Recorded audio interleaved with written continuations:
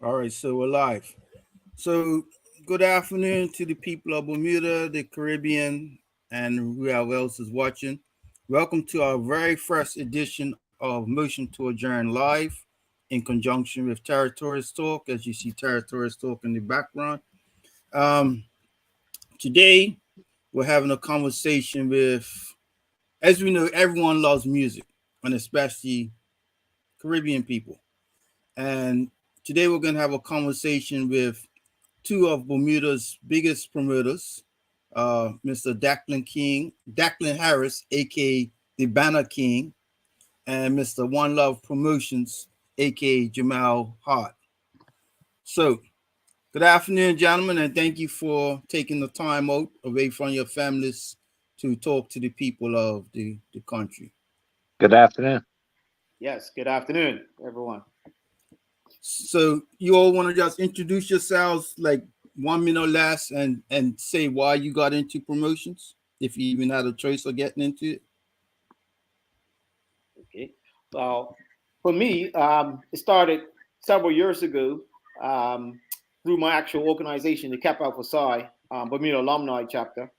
And it was gentleman, the president at the time, Mr. Anthony Hunter, came up with this idea of us putting on a couple of shows.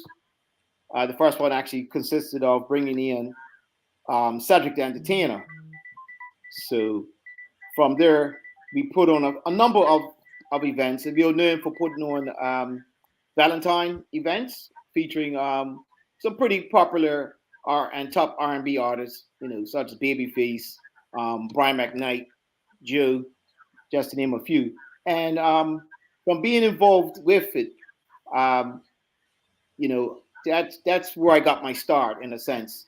And then also, and then just being the background behind the scene type of guy.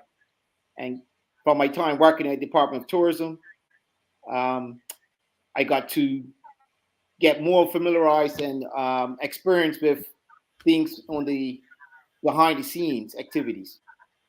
Mhm. So that's what All kind of right. started for me. And you, Mr. Banner King? Well, interestingly enough, uh, I got involved. Well, I've been a lover of music for my whole life. So when it comes to the arts in general, um, I'm a firm supporter of all the arts across the board, whether it's music or just many obviously there's many forms of art. And back in the late or mid 80s, I'd say. So I fell in love with reggae music, and I fell in love with that probably prior to the 80s or late 80s. And there was a group of musicians who came to Bermuda who were referred to as, and it was synonymous with where they were from in New York, which was the Minimar crew. And for those that don't know, they performed in Bermuda again and again and again, and people came out, and they were very very popular. They were popular in New York. They were popular in Bermuda.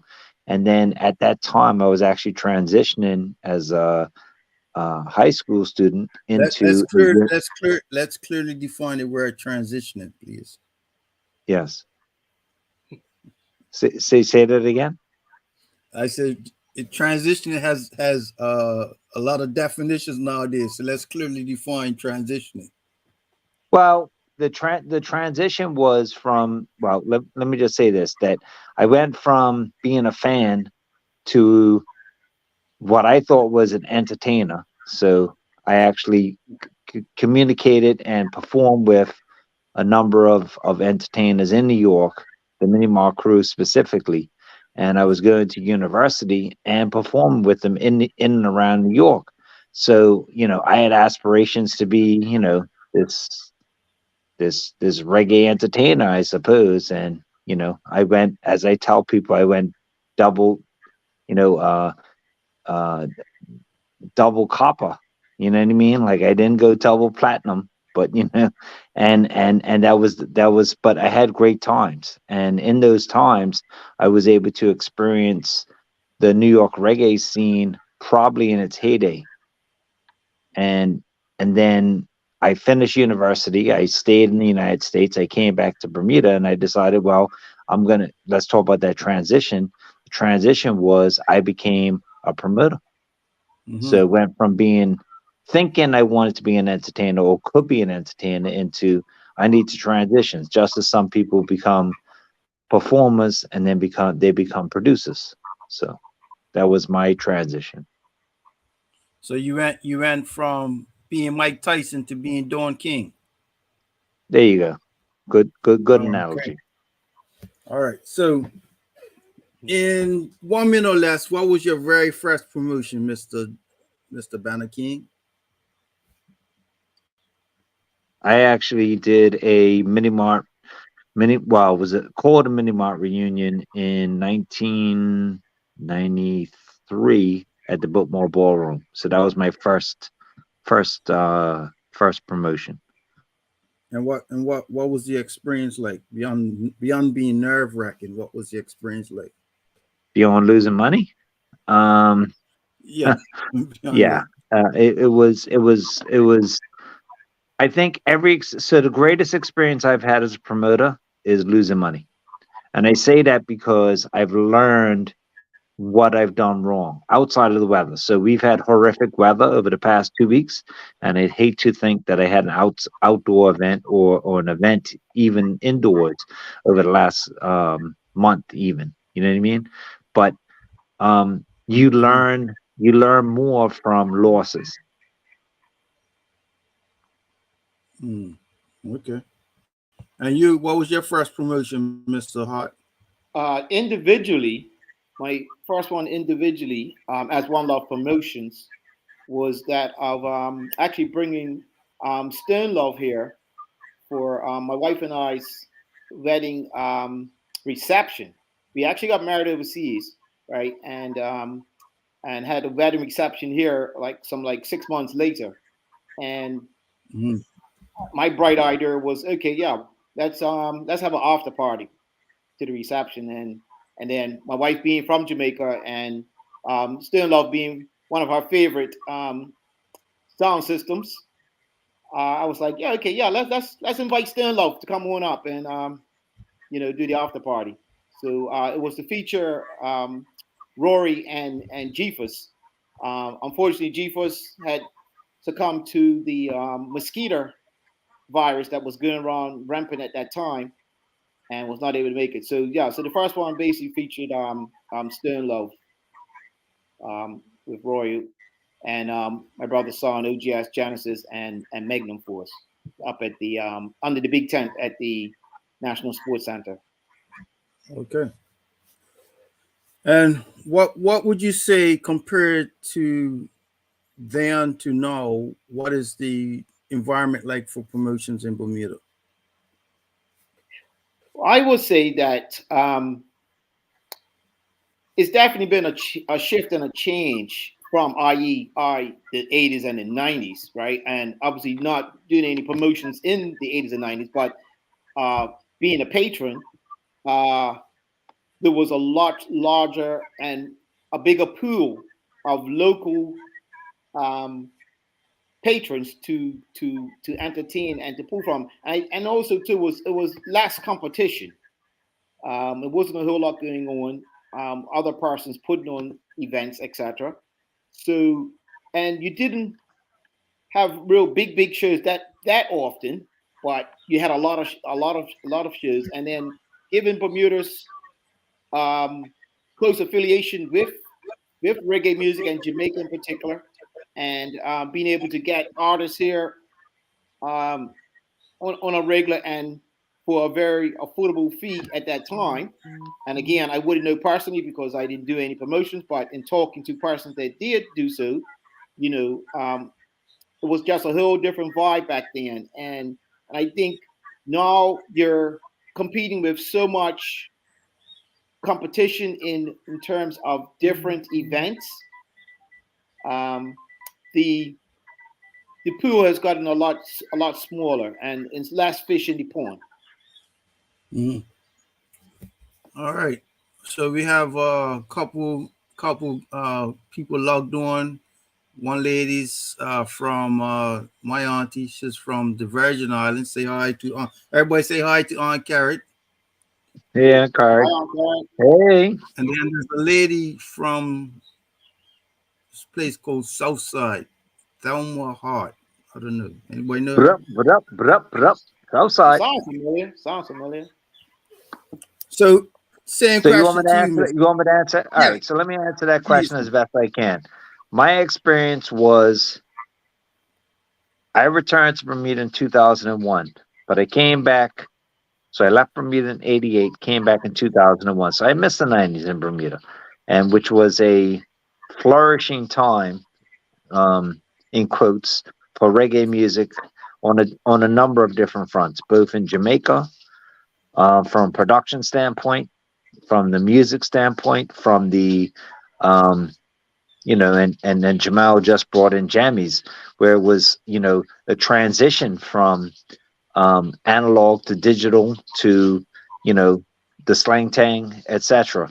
And the music business changed and changed on a couple of different fronts. So, in saying that, I met the '90s in Bermuda, which, when I hear about certain dances and experiences, I was home for some, but I miss most.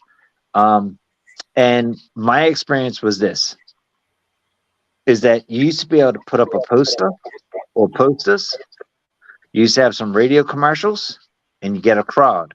And if you're having a stage show, that would translate into 2,000 to 3,000 people.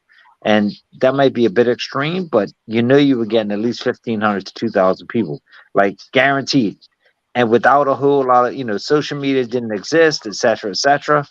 And that's what it turned into. Like if you had quality entertainment, so if you had Ninja Man, if you had Sanchez, if you had some of the names that were popular at that time and a sound system that backed them, or if it was a band that backed them, you were getting a crowd. I'm not saying it was easier because I'm not a promoter from those times, and I'd love to hear some of those conversations, but it sounded like or felt like it was a lot easier because you didn't have to do as lot as much. You saw me this morning, Chris, putting up some banners. Like those are some of the things that we have to do. Like nowadays, like I don't even make flyers anymore, and I don't even when they say I don't make flyers, I don't give out flyers. And social media is huge. So yes, the outdoor banners are great because people see them, but it's shifted significantly. So all the mechanisms have changed, if that makes sense. So, quick question: how much, as you said before, you used to have used radio a lot. How much of your advertising? What percentage of your advertising budget goes on radio adverts? Less and less and less because unfortunately, not as many people listen to the radio. So unless you're doing your drive in and your drive out, people ain't listening to the radio. They have internet. They have, people have streaming packages and they listen to reggae music from, the Caribbean or the UK. Like personally, I listen to a lot of talk radio, both whether it's international news itself from the United States and the UK, and also like talk radio in relationship to sport from the UK specifically. And I do that in the morning and the afternoon. And I don't listen to local radio. I do listen to Motion to Adjourn. I do listen to Yeah. other shows, and that's not What special to one? you, Chris. It's shifted. No, but I'm being honest. Like I'm very selective. I'm very selective. Okay, And thank and you. it never and we never had that. Because if you remember, we had ZFB down at on North Shore. North Shore, and we had ZBM, and then VSB came after. Like we had very limited resources, and this all we used to listen to. We were forced to listen to it, not because we wanted to, because that was available. Hmm. Yeah. And Mr. Hart, how much In your recent events, how what percentage of your adverts were radio promotions? I would say I would go with about 50%, 50%. Because as Mr. Banner King just indicated, um, social media has basically changed the whole face of promotion, and you know, it's harder to tell too by the radio how much of audience you're actually really hitting. Whereas Mm-hmm. with social media, you have so many different platforms where you can see exactly how big of an audience you are touching, and or whether they be um, viewing your information and or sharing your information, etc. So, but at the same time, I want to say, radio still plays a very, very crucial role, important role, but it is changing, and it's changing quickly. All right. Just dialing back slightly. 3 years ago, the world as we knew it came to uh, I wouldn't say end, but alteration. Obviously, what effect COVID had the effect of shutting down all outside events for about a year, I want to say. Right? How have you all seen the entertainment scene, promotion scene bounce back post COVID? Well, I want to jump on that as fast as I can, Jamel. Sorry. Um, Okay, sure. I'll tell you this: that for me personally, it was the most relaxing 2 years of my life.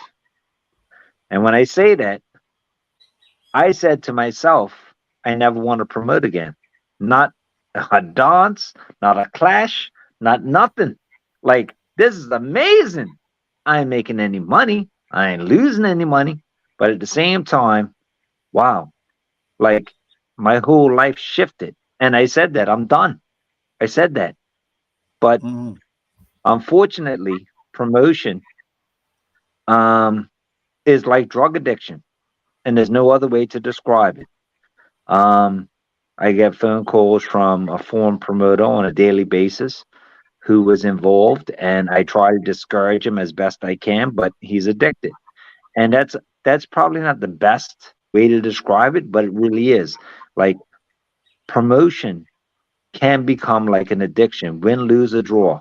It can become like a physical addiction to a substance, or it can become an addiction to gambling, for example. And I hate to admit that, but that's the reality of it. There's something about it that just draws you, and it's like, I said I wasn't going to do it anymore, and then I got sucked back in. But I allowed myself to get sucked back in because I said I want to do it. And I've been thankful that the events that I've done since, which have been successful, and I hope the ones after are. There's going to come to a point where I'm like, I'm done, and that's coming hopefully pretty soon. I mean, not like tomorrow, but like I'm going to get to that point.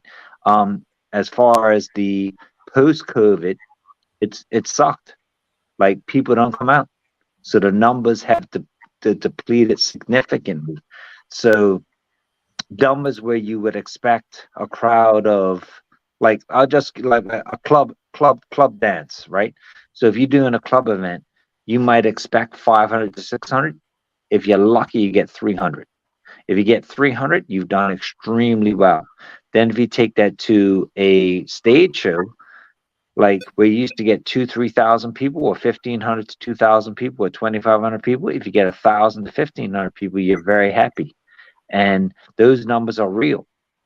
And they're disappointing because you can't pay all the bills if you don't get those numbers. But it COVID has had an effect. People have changed their patterns. And that's how I answer that on the end.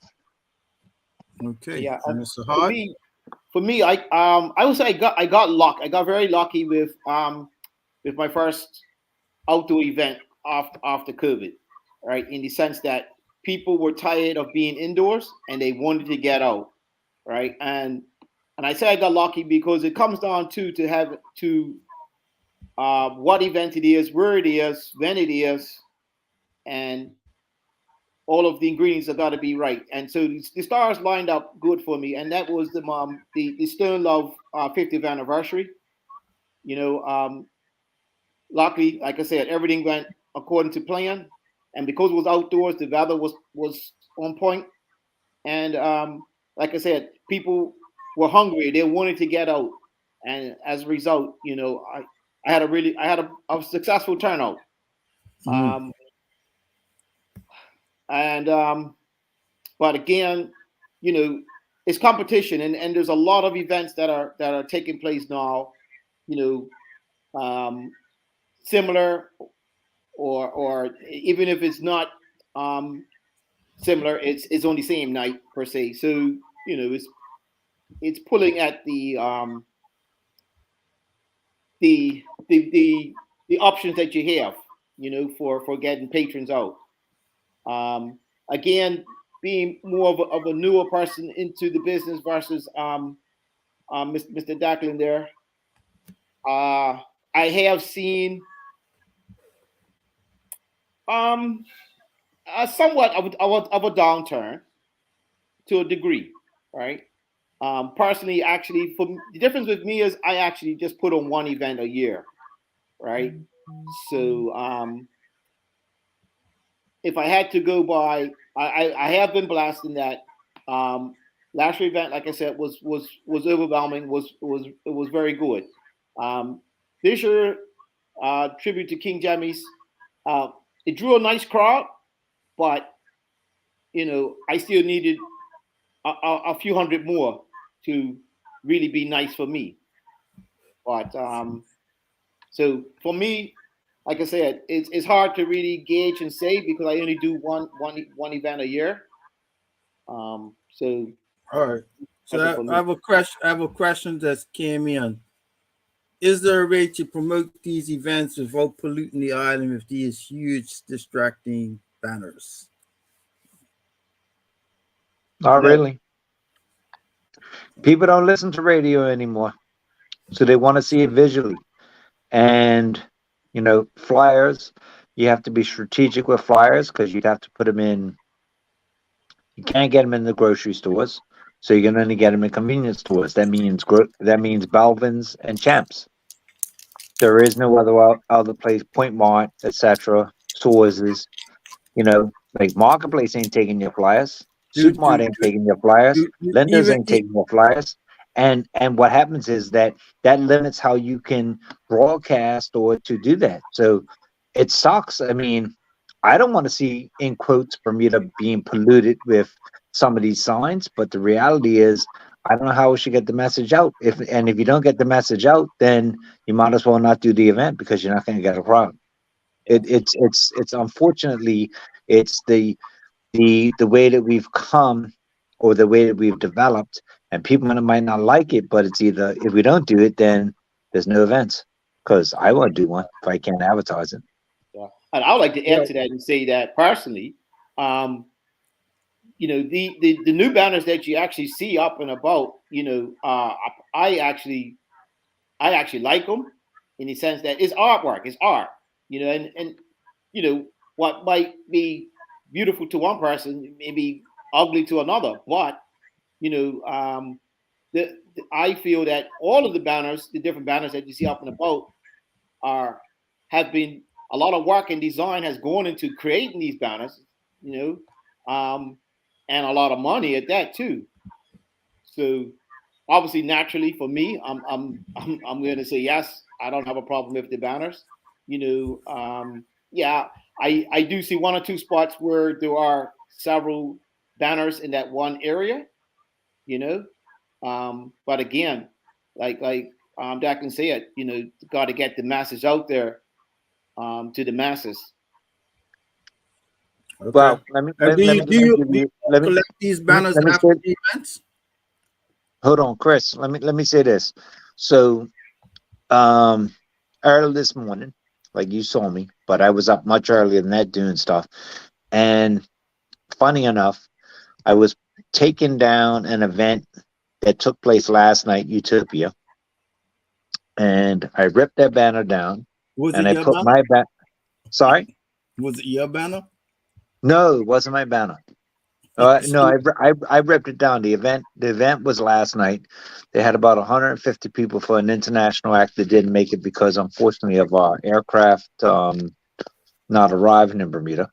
And um, I took their banner down, and I put mine up for the 18th of June. And then when I was leaving, there was somebody that was coming that has an event on the 16th of June.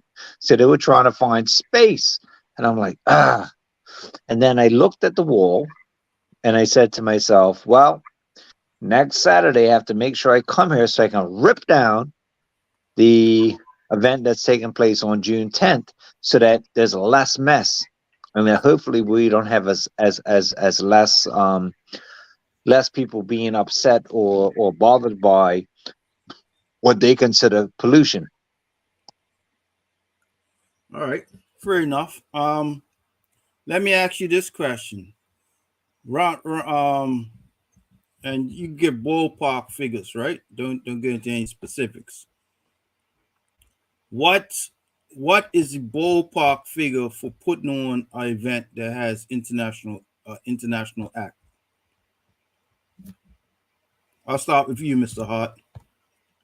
Well, it would depend if it's what type of event it is, if it's a stage show, or if it's sound system, right? I can't. Well, I could speak to stage shows from the past, but I'll stick in my lane because I've actually stayed away from stage shows because they're very very expensive to put on here in Bermuda.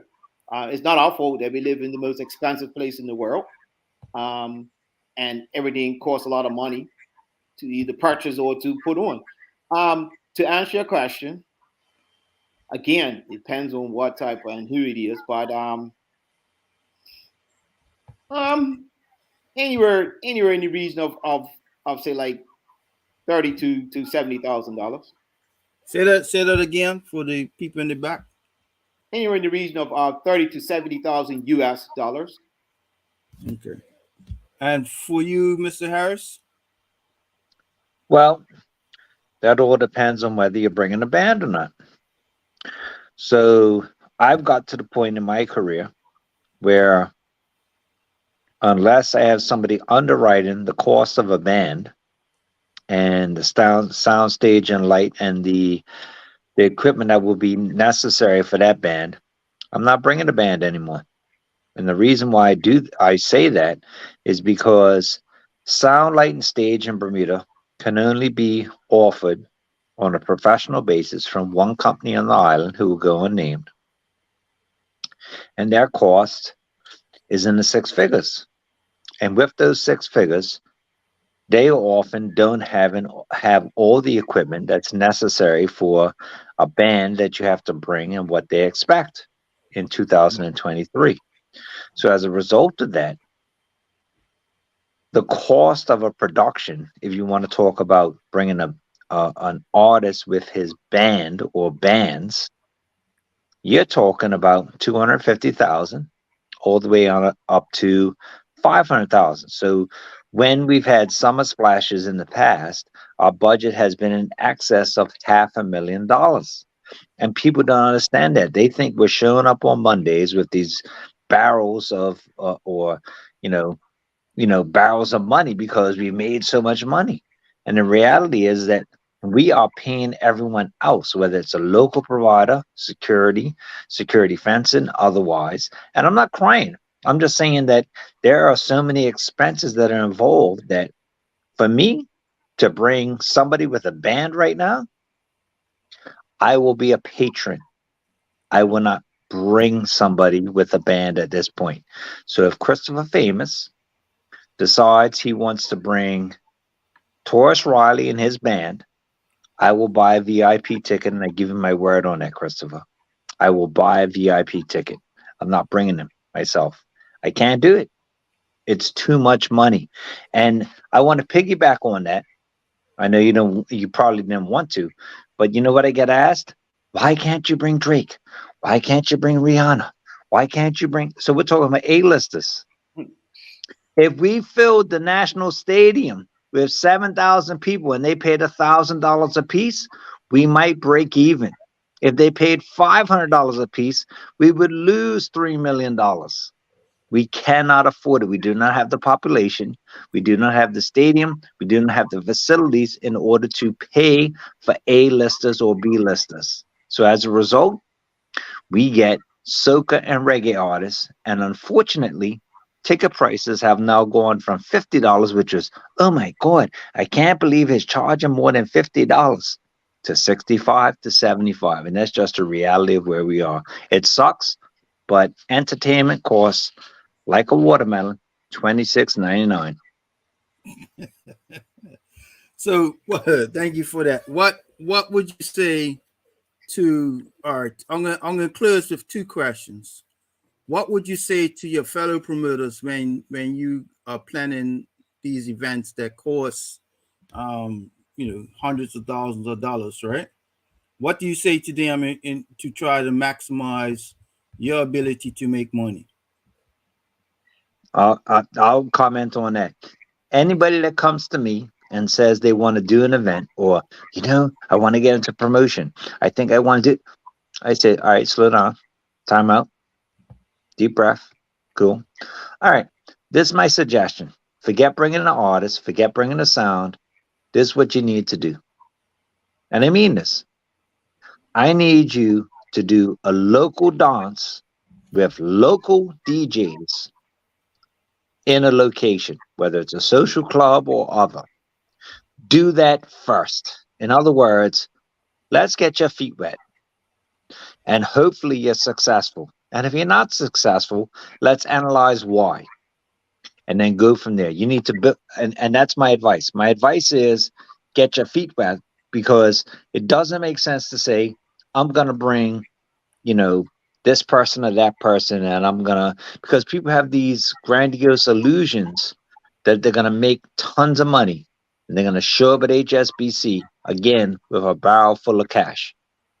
It's not how it works, unfortunately. And that's the only advice. Like, I'm not trying to stop anyone from having these aspirations, but I will gladly advise anyone and give them the best of advice that I can for them to enter into the arena, because that's what it is. All right, and yeah, any advice from you, Mr. Hart? Yeah, I would add that a veteran promoter from back in the day once told me several years ago that if you can't afford 75% of your costs before you even put it on, don't do it. Right? And that's even before you're talking about trying to get sponsorship, which is another thing that is quickly going by the wayside in terms of persons, companies, or businesses actually giving you physical cash, right? In addition to product. And I agree with what Declan said. You got to get your feet wet first with a local production, because it's so many different variables that go into putting on an event, especially when you start talking about bringing in overseas artists, right? Just from work permits, noise permit, liquor license, just to name a few. And it's so many more. But yeah, do a local thing first, see how that goes for you, before you look to try to branch out. And because obviously the bigger the production, or the bigger the event, the more the cost is going to be associated with it.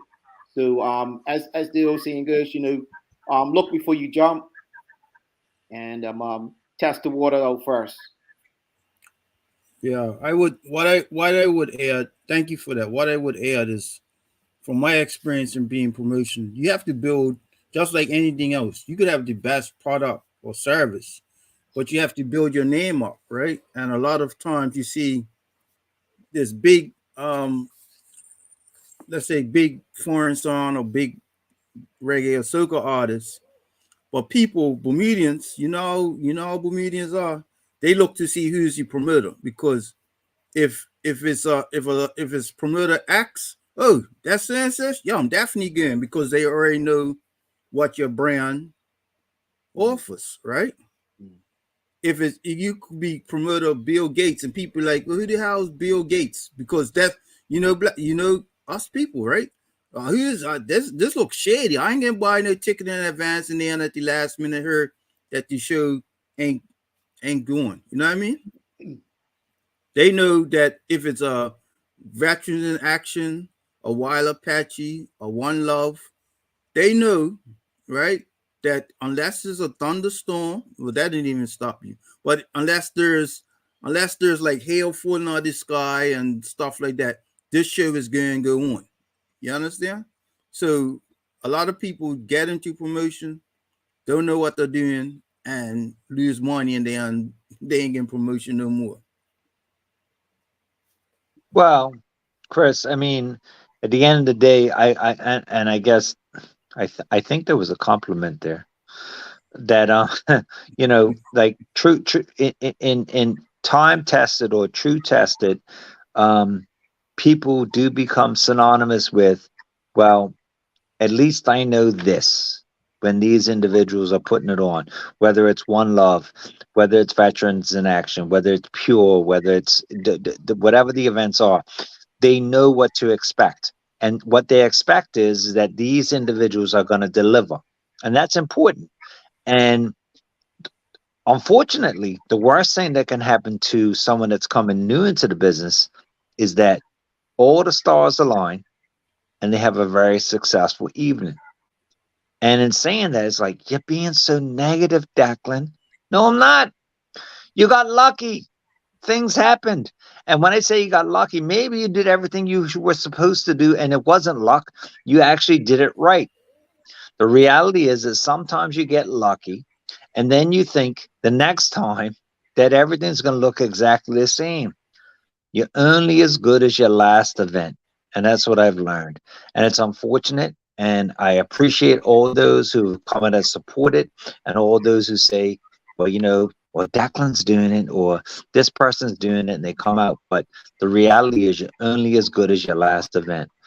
And I say that and I really mean that because if you don't have a successful event, people remember, people hold you to it, and you need to be responsible to the responsibilities that you have as a promoter, whether it's security or other, in order to hopefully make people feel safe, have people have enjoyable time, and have them come back because that's why they've come back to One Love Promotions. That's why they've come back to Veterans in Action because they felt as though, you know what?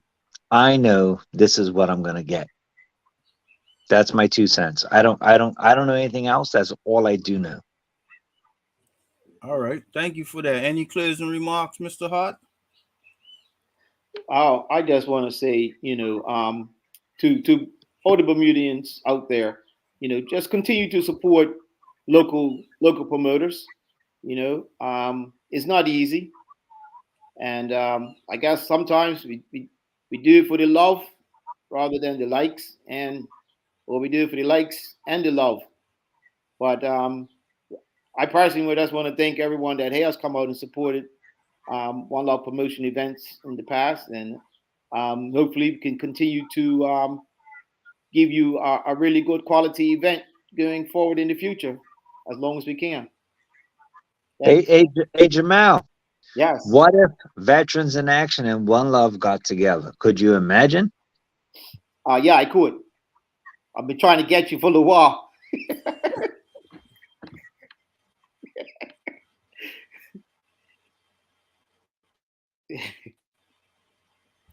He broke up there.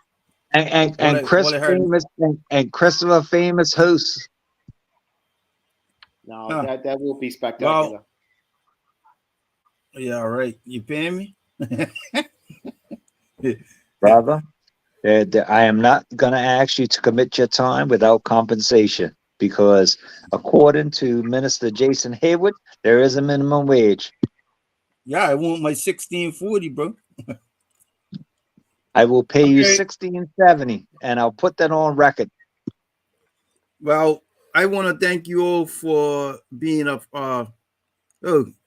somebody just said, I think promoters should communicate, especially on holiday events. Why is it that on a 3-day holiday, all the parties are on the same day while you have 2 other days available? Common sense, huh? So do you guys like have a promoters WhatsApp group? No, we tried having a meeting together with promoters a long time ago so we can get together and map out the year. And then they had another meeting, then they had another meeting, then another meeting, then another meeting. No, unfortunately, we suck as promoters. We don't get together as much as we can. Jamel and I have a great relationship, but everyone doesn't. And it doesn't make sense. It's stupid. We should all get together, put together our resources, and promote and support each other. But it doesn't happen. So all I can say, and I'll push this towards Jamel, one love. Yeah, and I totally agree with 100%. And like I said before, we live in a very expensive place, so it only makes sense at the end of the day to at least collaborate for a common cause. Where at the end of the day everybody gets to eat, because it doesn't always happen. Well, gentlemen, I want to thank you for being the first guest on Motion to Adjourn's live edition. This is now going to be available on YouTube, my Facebook page, and I'm gonna put it on the Bermuda Sound Fraternity's Facebook page, because what you all have shared is very valuable. A lot of people see the end product, but they don't know what has to go through to get it there. You know what I mean? I appreciate that, MP Famous, and I want to say that what Jamel and I have shared, and Jamel can have his own comments, have but scratched the surface of what goes into actually producing an event. Yeah, and again, I have to echo the sentiments. It's a lot of work. I mean, it's a lot of work. You definitely gotta have a love for it, and if you're just looking at it trying to just to make some money, obviously that's what you're doing it to make some money, but there's a lot more to it than just that. Yeah. All right. Well, thank you, gentlemen, and I will be talking to you. And any final shout out to the people of Bermuda? Yeah, one love. All right. I agree So with what's that. next up for so Banner King? Banner King, yes. I have something coming. What banner were you putting up today? I was putting up Pure.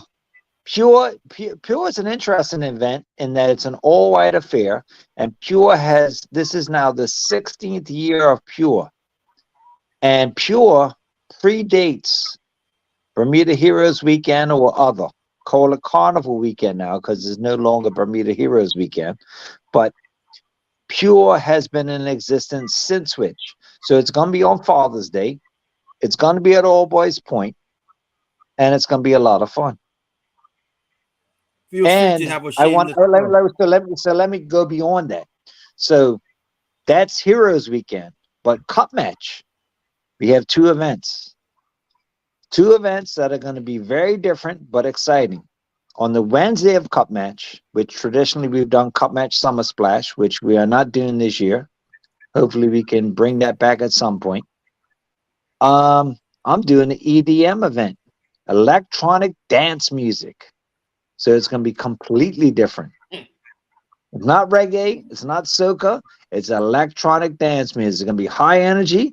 You want to come on and have a great time? It's going to be from 8 to 2 a.m. And we're going to have a great time. And then on the Friday, we have Cup Match Fever at Fort St. Catherine, which will be exciting. So that's a year-to-year event as well. You better hope St. Regis don't call the police on you.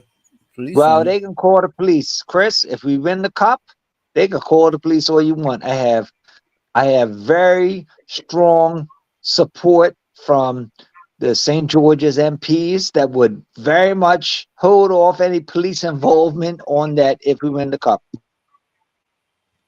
Okay. All right, gentlemen, and thank you. Most importantly, thank you to. There's a message that came in. You should both also collaborate to earn, share, and supply production equipment since there's only one provider for setup, etc.